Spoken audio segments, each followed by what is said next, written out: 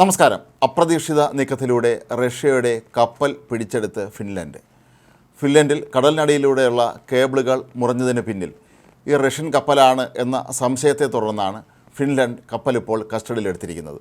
ഇന്നലെ അർദ്ധരാത്രിയോടെയാണ് സംഭവം നടന്നത്. ഫിൻലൻഡിലെ പോലീസും അവിടുത്തെ ബാൾട്ടിക് സമുദ്രത്തിനടിയിലൂടെയുള്ള കേബിളുകളാണ് മുറിഞ്ഞത്. ഇത് എസ്തോണിയയിലേക്ക് വൈദ്യുതി കൊണ്ടുപോകുന്ന കേബിളുകളാണ്. ഫിൻലൻഡിൽ നിന്ന് വിവിധ രാജ്യങ്ങൾക്ക് വൈദ്യുതി നൽകുന്നുണ്ട്. ഇതിൽ എസ്തോണിയയിലേക്ക് വൈദ്യുതി കൊണ്ടുപോകുന്ന കേബിളുകളാണ് കടലിനടിയിൽ മുറിഞ്ഞ് കാണപ്പെട്ടത്. ഇതേ തുടർന്ന് എസ്തോണിയയിലേക്കുള്ള വൈദ്യുതി ബന്ധവും തകരാറിലായിരുന്നു. ഈഗിൾ എസ് എന്ന പേരുള്ള കപ്പലാണ് ഇപ്പോൾ ഫിൻലൻഡ് അധികൃതർ പിടിച്ചെടുത്തിട്ടുള്ളത്. പോലീസും അതിർത്തി രക്ഷാസേനയും ചേർന്നാണ് ഈ കപ്പൽ പിടിച്ചെടുത്തത്. കുക്ക് ഐലൻഡിൻ്റെ പതാക വഹിക്കുന്ന ഈ കപ്പലിനെക്കുറിച്ച് ഇപ്പോൾ നിരവധി സംശയങ്ങളാണ് ഉള്ളത്. ഇത് റഷ്യയുടെ തന്നെ കപ്പലാണ് എന്നാണ് ഇപ്പോൾ ഫിൻലൻഡും സംശയിക്കുന്നത്.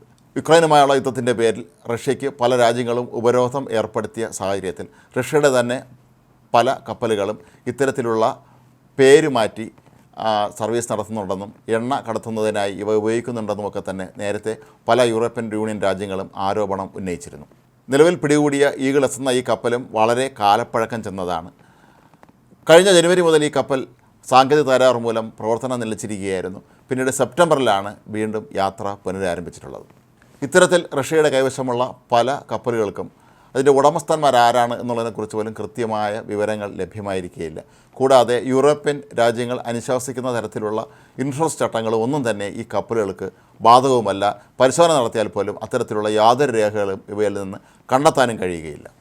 ഈ കപ്പലിൻ്റെ നങ്കൂരം കാരണമാണ് ഈ കേബിളുകൾ മുറിഞ്ഞത് എന്നാണ് ഇപ്പോൾ ഫിൻലൻഡ് നടത്തിയ പ്രാഥമിക അന്വേഷണത്തിൽ തെളിഞ്ഞിരിക്കുന്നത്. വളരെ കാലപ്പഴക്കം ചെന്ന കപ്പലായതുകൊണ്ട് തന്നെ ഒരുപക്ഷെ ഇതിൻ്റെ നങ്കൂരമൊക്കെ കൃത്യമായി പ്രവർത്തിക്കുന്ന തരത്തിലുള്ളതാണോ അതോ എന്തെങ്കിലും അതിന് തകരാറുണ്ടായിരുന്നോ എന്നുള്ള കാര്യമൊക്കെ ഇനിയുള്ള ദിവസങ്ങളിൽ പരിശോധിക്കും എന്നാണ് ഫിൻലൻഡ് അധികൃതർ അറിയിക്കുന്നത്. കഴിഞ്ഞ ക്രിസ്മസ് ദിനത്തിൽ ഉച്ചയ്ക്ക് ശേഷമാണ് ഈ വൈദ്യുതി ബന്ധത്തിൽ തകരാറ് സംഭവിച്ചത്. ഇതോടെ എസ്തോണിയയിലേക്കുള്ള വൈദ്യുതി വിതരണം പൂർണ്ണമായും നിലച്ചിരിക്കുകയാണ്. എന്നാൽ എസ്തോണിയയെ സംബന്ധിച്ച് ഇത്തരത്തിലുള്ള ഈ ഒരു വൈദ്യുതി ലൈൻ തകരാറിൽ സാങ്കേതിക പ്രശ്നങ്ങൾ അവിടെ അനുഭവപ്പെടുന്നില്ല എന്നും ഇപ്പോഴും അവിടെ വൈദ്യുതി ലഭ്യമാണ് എന്നുമാണ് എസ്തോണിയൻ അധികൃതർ വെളിപ്പെടുത്തുന്നത്. മറ്റ് സംവിധാനങ്ങളിലൂടെ തന്നെ അവർ വൈദ്യുതി ലഭ്യമാക്കിയിരിക്കുകയാണ്. അതല്ലെങ്കിൽ ജനങ്ങൾക്ക് ഇത് വലിയൊരു ദുരിതത്തിലേക്ക് അവരെ കൊണ്ട് എത്തിക്കും എന്നുള്ളത് കൊണ്ട് തന്നെയാണ് ഇത്തരത്തിലുള്ള ഒരു സംവിധാനം ഇപ്പോൾ അവിടെ ഏർപ്പെടുത്തിയിരിക്കുന്നത്. കൂടാതെ ഹോങ്കോങ്ങിൽ രജിസ്റ്റർ ചെയ്യപ്പെട്ട സിങ് സിയാങ് 2 എന്ന ഒരു കപ്പലും ഈ കേബിളുകൾ മുറിഞ്ഞ സമയത്തിന് തൊട്ട് പിന്നാലെ ഇതുവഴി കടന്നുപോയതായി പലരും പറയുന്നുണ്ട്. ഈ കപ്പലിനും റഷ്യയുമായി അടുത്ത ബന്ധമുണ്ടെന്നാണ് പറയപ്പെടുന്നത്. ഈ കപ്പലിൻ്റെ ഉടമകൾ ഹോങ്കോങ് ആസ്ഥാനമായി പ്രവർത്തിക്കുന്നവരാണ്. ഇവർക്ക് റഷ്യയിലെ പല സ്ഥാപനങ്ങളുമായി വ്യാപാര ബന്ധമുണ്ട് എന്ന് പറയപ്പെടുന്നു. എങ്കിലും അധികൃതർ ഇപ്പോഴും സംശയിക്കുന്നത് ഈഗിളിനെ തന്നെയാണ്. കാരണം ഈ കപ്പൽ സംശയാസ്പദമായ സാഹചര്യത്തിൽ നീങ്ങുന്നത് കണ്ടതായി പലരും പറയുന്നുണ്ട്. കേബിളുകൾ മുറിഞ്ഞ ഭാഗത്തേക്ക് കടക്കുമ്പോൾ കപ്പൽ വളരെ വേഗം കുറച്ചാണ്, അതായത് നിലവിലുള്ള സ്പീഡിൽ നിന്ന് ഏതാണ്ട് 1/4 ഭാഗത്തോളം സ്പീഡ് കുറച്ചാണ് ഇതിലേക്ക് കടന്നുപോയതെന്നും ഇതിൻ്റെ പിന്നിൽ ഒരു ഗൂഢാലോചന ഉള്ളതായും ഫിൻലൻഡ് അധികൃതർ സംശയിക്കുന്നുണ്ട്.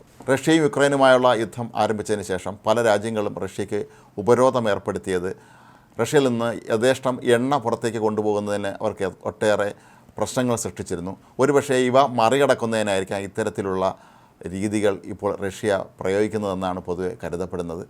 ഈ കാലപ്പഴക്കം ചെന്ന റഷ്യൻ കപ്പലുകൾ ഉപയോഗിച്ച് തന്നെയാണ് അവർ ഇത്തരത്തിലുള്ള എണ്ണ കടത്തലും മറ്റും നടത്തുന്നത്.